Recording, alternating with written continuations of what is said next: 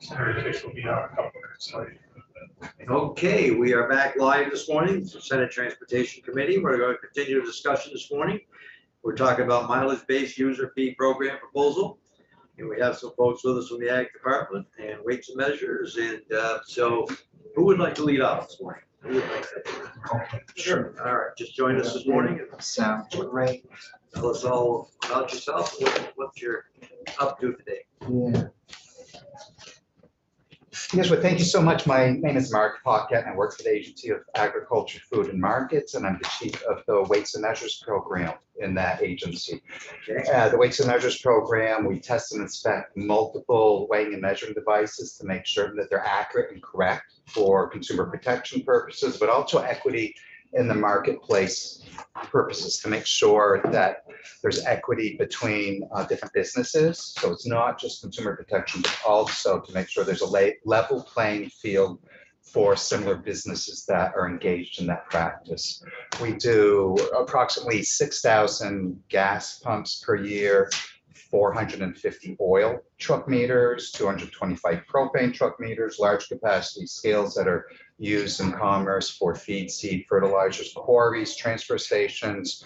We do scanner inspections at retail stores, package weighing inspections. We operate a metrology lab out of the new facility in Randolph, which maintains traceability and accuracy of all of the standards the inspection program and private industry uses when they go out and they do service work to repair a gas pump, place it into service, or to make adjustments on that. And we have laws and regulations that provide traceability for those service companies, and including the equipment also. And we license and register those people also and maintain some control for that. And that's a quick overview of our program. I could talk about the program for a long period of time, but I will not do that unless there's specific questions on that. As far as transportation, we do and work in collaboration with the Department of Motor Vehicle folks that use scales and portable wheel load weighers and law enforcement activity on the highways to make sure that the trucks are not overweight. Oh, when they have the truck pull off their weight. Truck pullovers. Oh, they have to check those scales too. Those scales, also the little ones. We do about 180 of those a year. Dwight Burnett does a fantastic job working in collaboration with those folks. So if those tickets are challenged in court, again, we have accuracy and traceability and a semi-independent third-party inspection of those devices, independent of the DMV inspectors and law enforcement folks. And we maintain a separation on that with the paperwork and everything else. So when you go to the court, if the judge looks at that and they say, well, where's your inspection form? It's not from them, it's from us, and we can verify the traceability and accuracy of the test of that. And transportation a little bit, we work with concrete plants, asphalt plants to make sure those scales are accurate and correct. So when the state of Vermont purchases asphalt, that they're getting what they pay for, in addition to consumers. Yeah, we don't think of those things. Never thought of that before, but they have to be accurate because you're paying by the ton or And whatever. by the ton. Yeah. And concrete is by volume, but it's mixed using scales to create that mix. So we make sure that those scales are accurate too. Interesting. Yeah. So in regard to electric vehicle charging, we have laws and regulations that are in place. We work with the National Conference on Weights and Measures on a national basis to update or create new or updated laws and regulations that are published in handbooks, NIST handbooks, publication 44 and publication 130 that have direct impact on the EV meter situation. And as far as tolerance or specifications on electric vehicle metering, there was a tentative code in the handbook since 2015. Tentative means it cannot be enforced or duly enforced by jurisdictions unless a state were to choose to do that independently of that. As of January 1st, 2023, the tentative code was made permanent, meaning it is fully enforceable by jurisdictions that adopt the handbook, and the state of Vermont adopts handbook 44 in total. We adopt handbook 130 in part. And so the law and regulation in regard to electric vehicle meters is active and current. Of course, we have no equipment or staffing or capability at this point to do the enforcement or conduct inspections. And some of the technology is in flux and in movement as we speak. It's such a new technology. If you have questions, specific questions on that, I'd be happy to answer that. You have level 1, 2, and 3 charging. Level 3 is the fast charging, the DC charging, where they're still working on creating traceability for the standards on that. They have traceability on the level 1 and level 2. So what will you check when you go to the charging station? You'll check if they're getting the kilowatts that it's supposed to, or, and you can't determine, the price has nothing to do with it because that's not your jurisdiction. We will not set a price, but in this handbook 130, they have regulations having to do with method of sale requirements. Method of sale requirements have to do with how that service or good is purchased. And handbook 130 denotes that on an EV meter, the method of sale shall be by the kilowatt hour. So it's by the kilowatt hour. Stations could charge an additional fee, such as parking or some type of service fee. However, if they do that, it's got to be clearly disclosed to the consumer exactly what they're paying for. So if they're charging and they're plugging in at the end of the day and they're putting their credit card in, they're going to have to get a kilowatt per hour charge for the actual energy that they purchase. Some of the issues and challenges in the state of Vermont is that these EV charging units, a lot of them have gone up and been installed around the state with really no knowledge or expectation of legal requirements. This is really new technology, and I know the state of California promoted this and then had tens of thousands of these charging units put out, and the state of Vermont has been very supportive of this also, and you're seeing quite a few of these being put out, and a lot of them were put out that may not be legal for trade or meet some of the specifications or the tolerances. We don't know where they are, and so the beginning of this program is simply going to have to be education, outreach, letting the owners know what the requirements are, and then doing some research on those devices to see if they're legal for trade or not, and determining what to do with legacy equipment that is out there that may not meet code. If you look at the intent or what the purpose of the program is, it's consumer protection, equity in the marketplace. Part of that consumer protection, we're going to have to make sure that at the end of the day, if you have a charging unit that may not meet code, is it better off in the consumer's point of view to have that removed, or to make some other accommodations if that means that they would not have a place to charge? So there's a lot of considerations moving forward on this, a lot of policy that we haven't had to put together with gas pumps or scales, because those have been around for 100 years, and these are very new. So it's a very challenging program. But again, at the end of the day, we would look at the method of sale and also the accuracy of the device with testing equipment. So we could test to make sure that when someone purchases a kilowatt hour, they're getting a kilowatt hour of energy.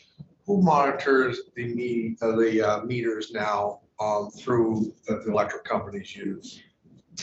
That's overseen by the Public Utility Board. So there is a much like what you're doing right now. There's obviously there's got to be standards. I mean, they're selling a product based on the amount of usage. Absolutely. And so there's tolerances that need to be adhered to, and so there's testers that go out there and randomly are pulling meters and checking to see if they're compliant.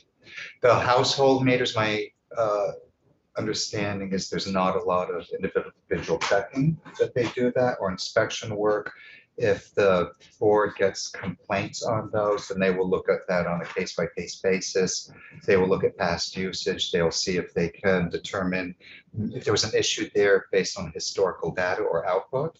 At the end of the day, they may pull the meter, they may test it. They often will just replace the meter if there's an issue with that.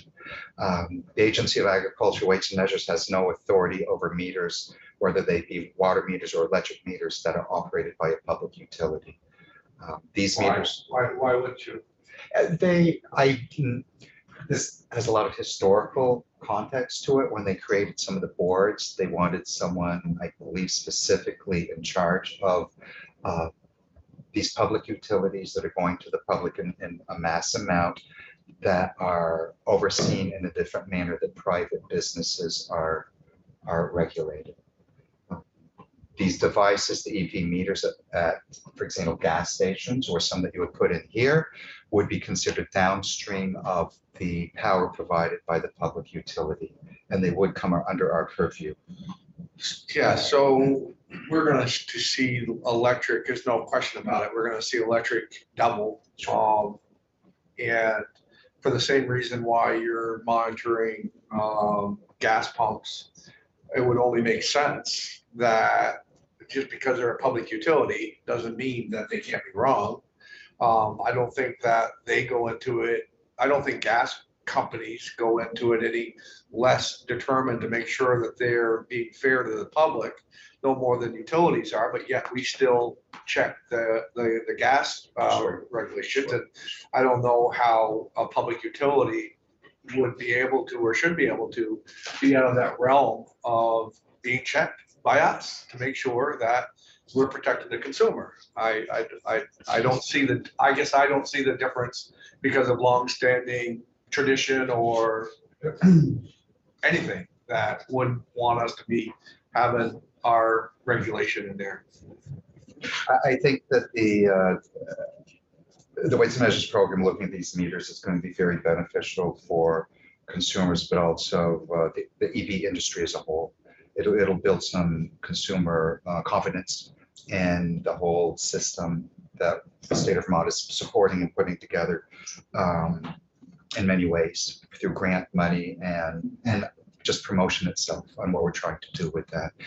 And I think the state is just moving that way. And as you stated, I don't know how quickly this is going to happen. It may happen very, very quickly. It may happen more gradually, but we have approximately 800 EV charging meters out there that would come under our authority if we can determine that they're legal for trade and commercial. Some of them are not commercial devices. If they're not charging a fee, if they're there for public service, we would have no authority over that because they are not charging a fee. But if we determine they're a commercial device, then yes, it would be beneficial. But they are charging a fee, aren't they? They are on. They on are, most they're of charging those. for, you are buying something based on what that meter says that you're doing. And so just because we're going to charge additional fee or additional user fee or a tax or whatever that we might have on there, I mean, we have the base power that's going through there. And but so we are charging something. We are charging money for the use of that product.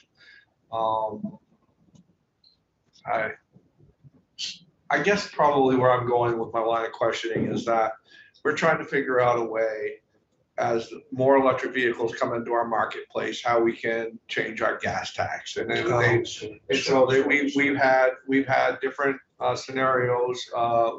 We have two different thoughts.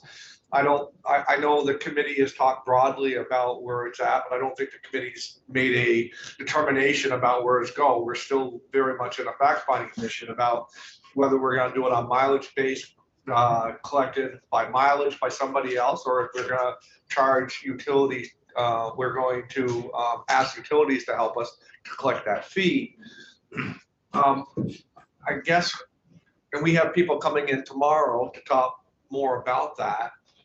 Do we have by the sounds of it, you don't have a comfortable measure, or you don't have a comfortable enough thought that these meters are accurate enough so that we can go further with this and actually not only charge for electricity, but charge another fee on top of that to collect additional income. I think at some point in time you could. However, I'm going to say at this point in time, I don't know the difficulty of when you pump a gallon of gas, it's pretty easy to do that. It's there, you pump 10 gallons, the price per gallon is there, and everyone understands it's very clear. It's 30, 40, 50 cents a gallon for the tax. On the EV charging, a lot of this is done totally electronically. Sometimes there's additional fees which are part of the purchase, but they need to be separated out that you don't have at a gas station. And I think some of the meters that are out there that are selling over may not be set up for easy tracking of the kilowatt hours. That would be my concern if I were to look at that. I just don't know if the meters are there for easy tracking for what someone would need to put together to track those hourly purchases. But that's simply my thoughts on that. You're gonna have to have more folks to get out and check those. Yeah, we are. How many you get out there now, you said? Well, we've got, with everything we do, our whole program, including myself, is 6 people.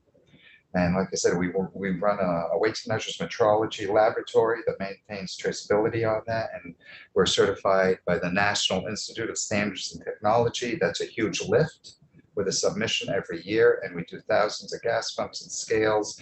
And we issue fines and penalties. And we have hearings and pre-hearing meetings. And we are not doing some things that we could be doing in addition to this, and including there's new things in the marketplace such as legalized cannabis.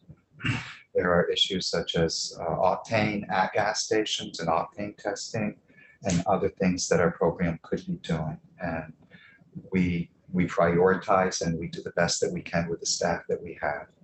And we're at the point where unless we have more resources with the EV issue, we have no capacity to do this. How many charging stations do you think will end up with there? Yes, but they're gonna have to stay. I have heard so many different estimates. At the end of the day, I don't think we'll know, but I've worked with this 2, 3, 4 years now. And if there's 800 current meters, there's talk of easily doubling those within a few years, and then looking at even doubling that again if needed. You're checking the ones out there now? We are checking none. We have no EV program now. I'm gonna say because that's gonna be started pretty soon. So you seem to be a pretty precise guy. I don't know. So you seem to be, I would say, Okay. in the job that you are. Yeah. You don't have any concerns about all these electric meters that are actually being used to assess a fee for usage, that they're accurate? For EV charging, you're talking about household? EV charging, Oh, I have. or household, Well, because that's how they are gathering their money. yes, they are. Yes, they are.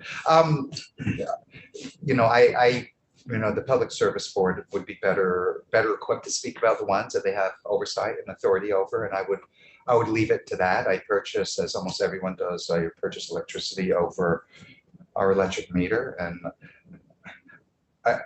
my bills are so low that I'm nervous that the Hardwick Electric might show up in my house and want to switch out meters for a different reason.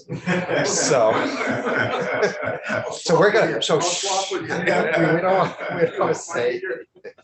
And I love the idea of solar and this and that. I've run numbers. Our front is so low, it just doesn't justify it in our case. So, I will let them answer their questions on that. As far as the EVs at the for people who own electric vehicles, yes, I'm very precise. I have concerns over any time something is purchased over weight or measure, and how you justify that measurement, how it's tracked and traced. And even if the industry maintains an incredibly high level of accuracy, just to make sure and ensure that it really is okay and you have some standards that you're applying. And at the end of the day, it's okay, but you can track back to the standards that you're using that traceability and say, we know it's okay because we're having meters that have been type approved and they've been tested at least once, on installation by equipment that has the traceability by someone who knows what they're doing, and they're out there. So when that person plugs that in, they have a level of comfort, and I have a level of comfort too. So yes, I have enough concerns that I think this is a very appropriate avenue for the state of Vermont to get in. Plus the payback on, a couple of charging units and a position and some oversight, the payback to consumers and the businesses over time, it far exceeds the investment on that. It's one of the programs with weights and measures that you easily see that payback. I see it at the gas pumps. I see it on scanners and at scales for very small investment when you reject a gas station and you've done a 3.5 hour inspection, you reject it for being predominantly short, which means that an individual pump is in tolerance, but because the entire 24 hoses is -0, then we can reject all 24 hoses and have them bring the range right in good, that you can run the numbers on their sales per year and a 4-hour inspection save the consumers $5,000. So you said the payback is really significant for a small investment. So, I see Senator Person. Yes, Senator Bertha. Yeah, so I'm not clear on what the administration's proposing. So am I right that you're proposing that you're going to be starting in the next fiscal year to be inspecting every level 2 charger in the state that is charging customers a fee, or just every public level 2 charger, and that you would be contacting the charger owner, and there's a question about who that is, and assessing a $25 fee on those charger owners? Is that correct? And is that directed toward Yeah, me? yeah. Okay, Whoever can answer it. I was unfamiliar with a $25 per meter proposal until a few days ago. I don't know where that language is. Our ability to operate the program was initially proposed with general fund money to buy the charging equipment and have one position. So I'm not that familiar with the fee. The fee, if proposed and if approved, would fall in line with what we do with other equipment. We charge a licensing fee for every gas pump, truck scale, oil meter. So if I could pick up on that, Senator Person, like I see what you do in your team of 6 for the whole state. It really makes sense with the level 3 chargers, for the public things. But when I start thinking about the level 2 chargers, which are going to be in everybody's homes, I'm struggling to see how your team of 6 would regulate those vastly distributed self-install and variations of people plugging their cars in at home. But you see a role for your organization? Not in home base. Again, putting together the programs, defining commercial. What is commercial? A charger at somebody's home would not be commercial. That would be in their own home. Okay, so those would all be out. Again, someone who has a commercial, somebody's charging. There you go. Directly, someone's gonna give credit card information or have an app on their iPhone and to be charged over that. Commercial applications only, which is going to screen out all of those units also. Yeah. So Senator Person, maybe you know the answer to this, but do you see a lot of growth in level 2 commercial chargers, or is it really going to be a push for a level 3 commercial chargers and level 2s is just temporary until that area can get a fast charging level 3 device? Yeah, there's probably going to be more level 3s. Level 2s might still happen because, there's some places where you just can't do a level 3. So you might put in some level 2s and charge for those. But yeah, I think it's going to mostly for where you're getting the public to pay, it's going to be level 3s, and some of the level 2s, like the ones at the State House, were free because it wasn't worth collecting the money for the amount of electricity you were giving away.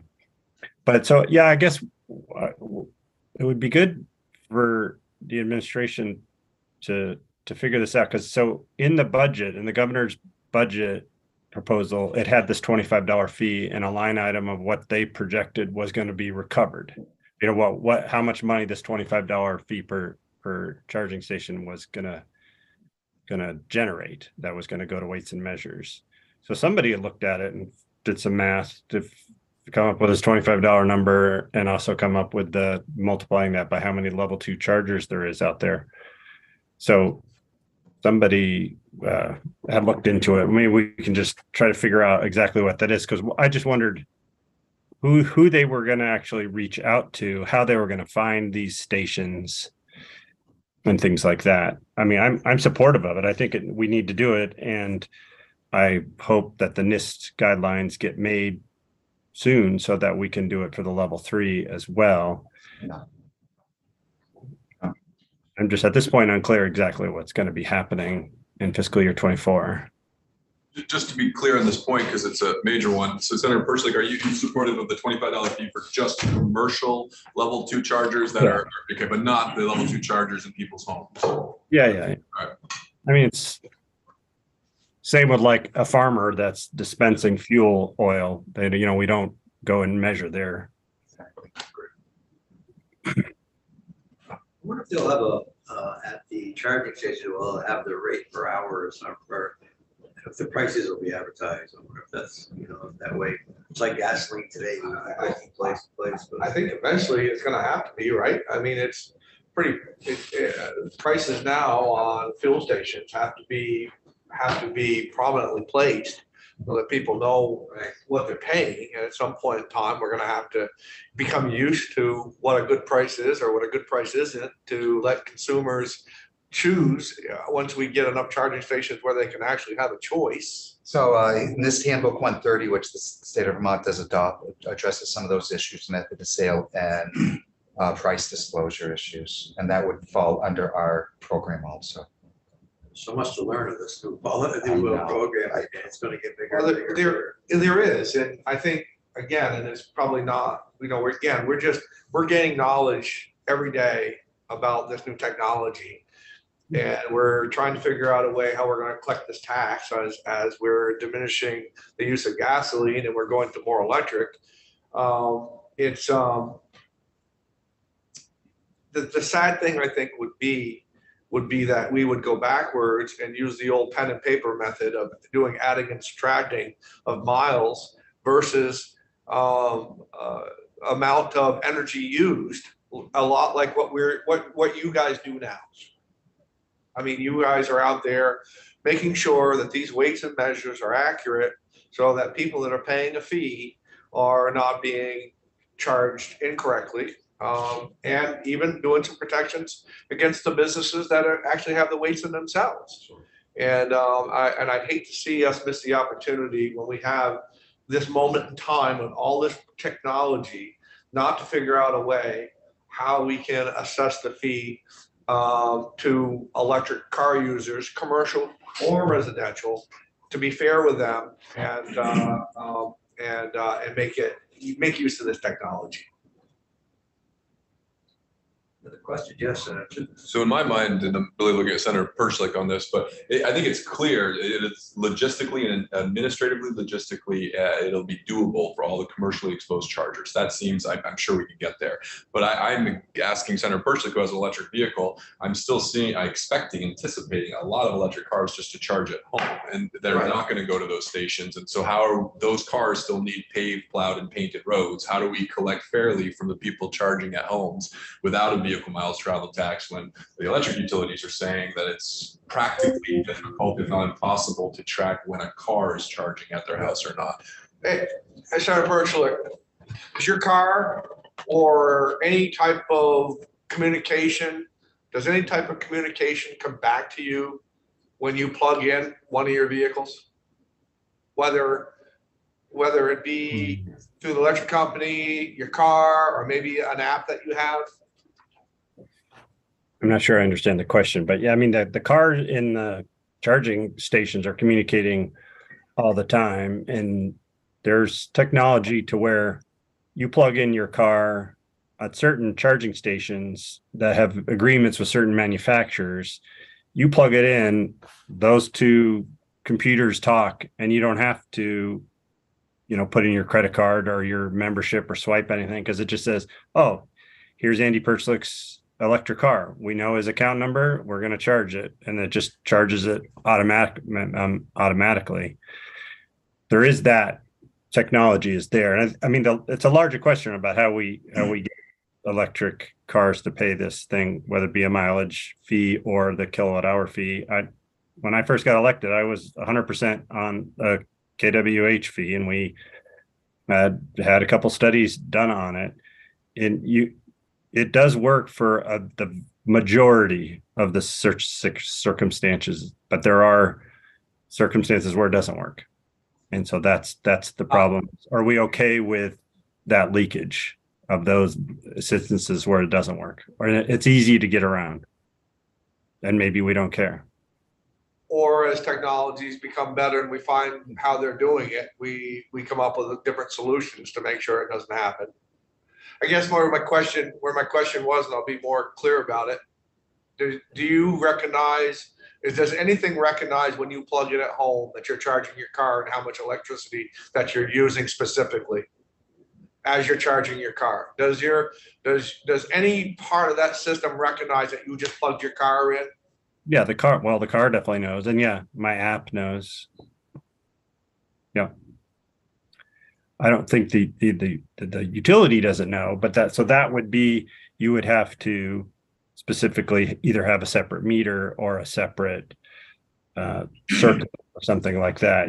There is technology where you wouldn't need a separate meter per se, but you need good broadband to have that communication down to that. Or that your car, once it reaches an area where it can communicate satellite or whatever, like they do now, we'd be able to send that message out on some. And I guess the where it is, I'm setting us up for tomorrow, because we've got power companies coming in here tomorrow saying that they don't have that technology. They don't know. That can't happen. And so that's kind of where the conversation's going. Yeah, we'll learn from them. But I think as far as the weights and measures piece, I'm just interested in also know how the agency of ag weights and measures are going to contact the owners of these level 2 stations, or that's just we haven't figured that out yet.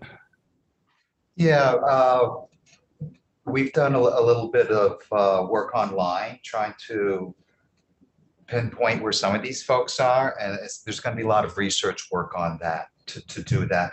If there was a $25 per meter charge or fee with this, it would greatly make that job easier, because they would have to register their equipment. We would have them in a database with all of the other folks that we would do, including names, locations, and mailing addresses, contacts. So that would streamline or significantly help the program to do this. It is doable if we don't have that, but there's a lot of groundwork and legwork that we would have to do that. Contacting, not all, but a lot of these are located at gas stations, but we would start out with some of the owners and some of the locations, and network with how many others they have in the area. It's just, it will be a process, a lot of administrative process without a registration component to this. For example, those level 2 chargers that are along by the State House there, that the state charges for, but the state doesn't. I don't know if those meet this example, but I think there's places where there's an owner of the property, but they don't own the charging station, like ChargePoint or somebody like that owns. And I think that's the case of those over there on Governor Aiken Avenue, that the state doesn't actually own the charging unit. They're basically.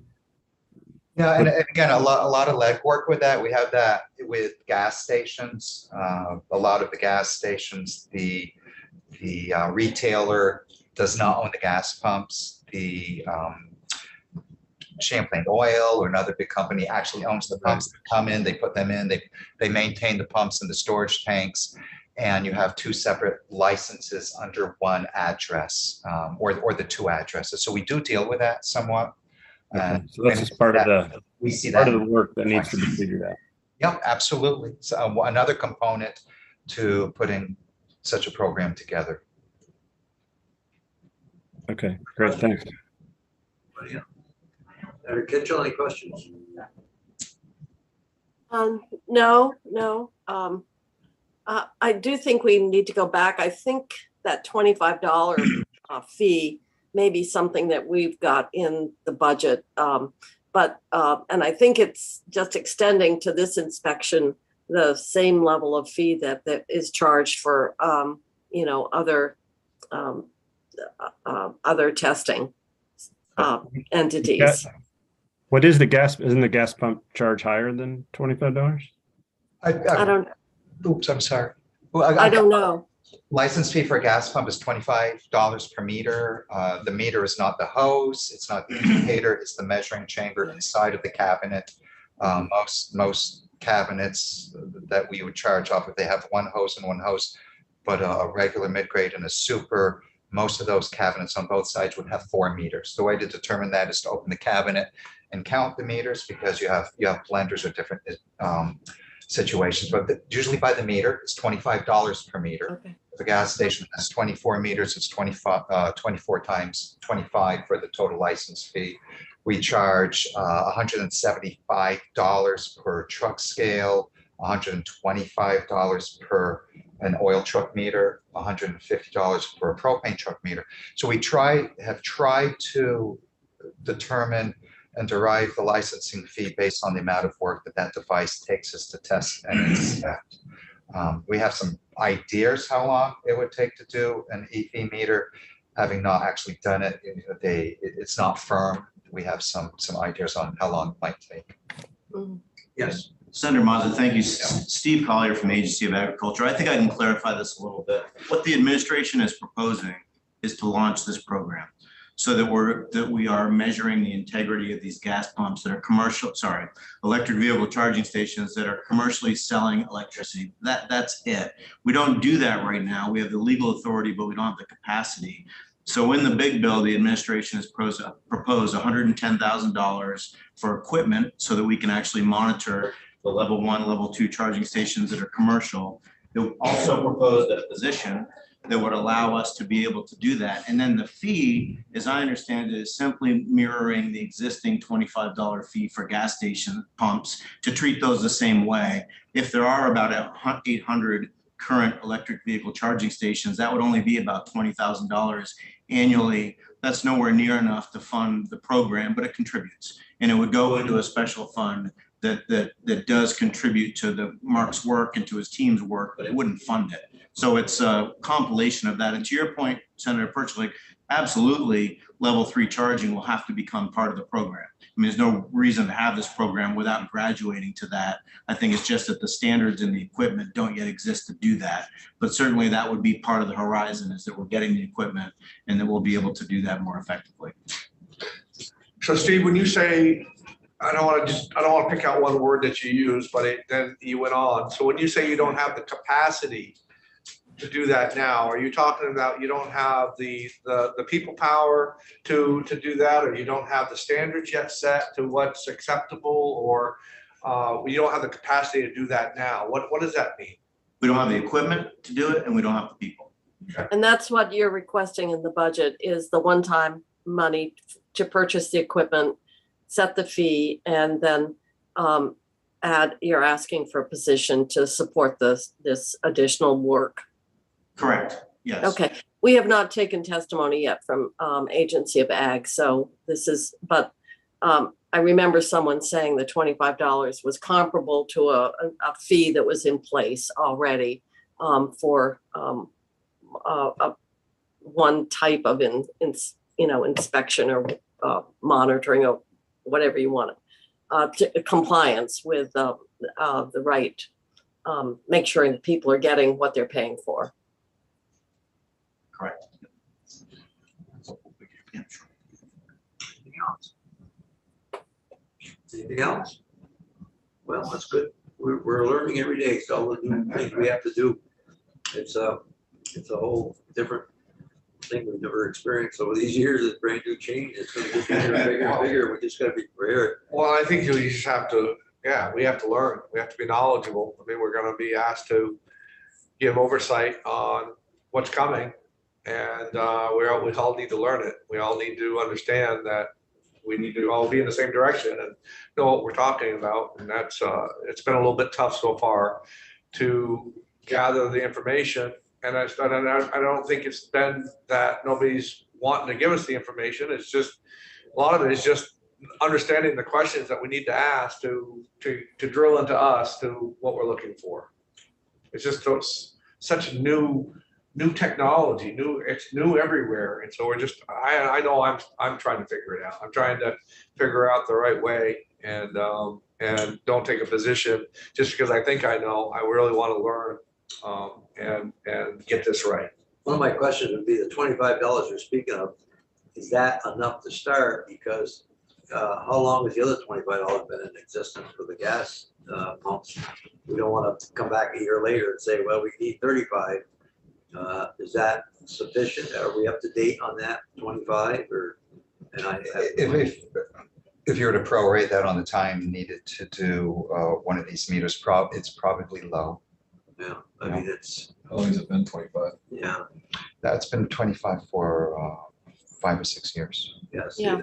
It's because the fees haven't been, have not But if we're remained. starting a brand new program, I'd like to see it at least, maybe 35. I don't know. I'm just throwing out figures, but now's the time to do it because if you do it in a year from now, it's going to grow. And just a thought, I just hope it covers enough. Just, because it is going to grow. Going to need some. So I think I would recommend make sure you evaluate that fee at this point because another $10 would make a big difference to the person paying, but it could be something that you could use. Yeah. Yes. The Senator Persick, or I didn't get your name, Steve Collier. Steve, does Steve or Senator Persick have any growth rate on these public facing commercial chargers? We're at 800 now. Are we growing by at a certain percent that's already been estimated or thrown into the discussion? Well, I think Mark suggested, we don't know. Obviously, it's going to explode. There's going, and part of, I think our point in this program is that in order to encourage people to move toward electric, we need infrastructure that's comparable to what exists now so that people feel comfortable that they're going to have a system that's checked, that they're getting what they pay for. So this is part of, in our view, the broader push to move toward electric, to cleaner, not using as many fossil fuels and cutting down on emissions. And so you've got to have that infrastructure there. So this probably in 30 years, there won't be any gas pumps and they'll be all electric vehicle charging stations. But that's, who knows what's going to happen between now and 30 years. But I expect that if there are 6,000 gas pumps now, there will be 6,000 electric vehicle charging stations or some, unless the capacity for the battery life expands dramatically. The only way to make this work is to minimize as best you can range anxiety for electric vehicles. And that's the battle that you're going to have with people trying to transition off of gas to electric. The only thing that's why I don't think we'll have 6,000 is because basically anybody with a place to park their car that with their home is likely going to have a charger at home. So it's like people have gas pumps at home. So we probably won't have an equal number of chargers as we have gas pumps. But yeah, I agree with Steve. It's going to be a lot more. And hopefully at least there'll be enough to collect the $25 fee to pay for the cost of going out and looking at them. I think we will get to those kind of numbers. And that's a good thing. So I'm appreciative of the agency coming in and explaining that a little bit better. That's helpful, and I think we're on the right path. I have another unrelated question, unless somebody else. Well, I just had one comment, and that is, Senator Mazza's comment about if we're setting the fee, is the $25 in light of, the cost of inspection. Should we in fact look at that as part of what's in the big bill and what's proposed? So I know that the hourly wage 2 years ago, what it is today, is a big difference. So when you hire new people today, you're going to pay a lot more money. So I'd rather see it come down and not shock, because let me tell you, you're not going to hire that same person for say $20 an hour. Today you're going to be paying 25 or 30. I don't know what well, no, it's the big issue is the extent to which the fee covers the cost and the expense, and the extent to which that cost is going to have to be picked up by, through socializing through absorbing the cost through other revenues. That's what will happen. The person will get paid based on, salary set forth, and I'm sure these are all classified positions. And so it's just a matter of the extent to which the fee begins to underwrite the actual cost of providing that that testing. That's exactly right, yep. Any, you have a question, or did you have a comment, or someone? No? Andy, did you have something? At this time? I was going to ask another question, but I'll just ask it offline. It doesn't have to deal with. All right, go ahead, you've got time if you want to ask it. For unrelated reasons, for one point I was looking into the gas stations. Is it Weights and Measures that deals with the slushy machines at? No, thank goodness. You want to know if you got a full cup? Is that? There is a fee. My understanding, there is a fee that convenience stores, gas stations pay to the state for these machines. And I was trying to remember if it was Weights and Measures, or if it's another part of Agency of Ag, or. Yeah, it wouldn't be Weights and Measures. I know the dairy section has gotten involved with some of the machines. I know the creamy machines because they're dairy based. And I didn't think they did the slushy if they didn't have dairy in them. I But want to make sure you get a big cone of cream. I don't like the little tiny ones, I want a big one. you know, some retailers think that, they group them together. They have the creamy machine, the slushy, and ended up licensing all of them together. So there is some licensing going on with agency on some of those machines anyway. But I don't know if it's slushy. It's about the caffeine level on some coffee plates. What do you mean? Yeah, the amount of coffee you two drink every day, you need something for me. Okay, anything else? Well, thank you for the update. We'll probably get more in the future, but it's a good starting point. We're all starting from the bottom here. We're all trying to learn. And we've got a challenge ahead of us, and it's going to be around for a long time. Because there is going to be a dramatic change in the future. Naturally, we look back. It's a whole new system that no one's addressed since gasoline came on the market. Now it's going to be different. A lot of folks are going to have to rely on the charging stations and how fast they are. They don't want to sit there for 2 hours. I read the other day somewhere that some of the plugins were having a problem. They couldn't pull them out, and once they got stuck in there, there's all these little things you got to correct. And as time goes on, they'll be faster and better, I think. But because big concern now is electric vehicles. I'm afraid to go here or there because I don't know if I can get juice, and that's the big concern. I mean, you don't want to get halfway to a trip and don't have juice for it. And, right, Senator Kitchell? Yeah, you have to have that app that tells you where the charging stations are and how many are operational and how many are occupied. And you don't want to underestimate what you need for a charge to get home. Because not everybody has a pickup and a chain. That's true. Well, thank you again for coming. Appreciate it. Anybody else have anything to add? No? Okay, thank you very much. Thank you. Thanks so much.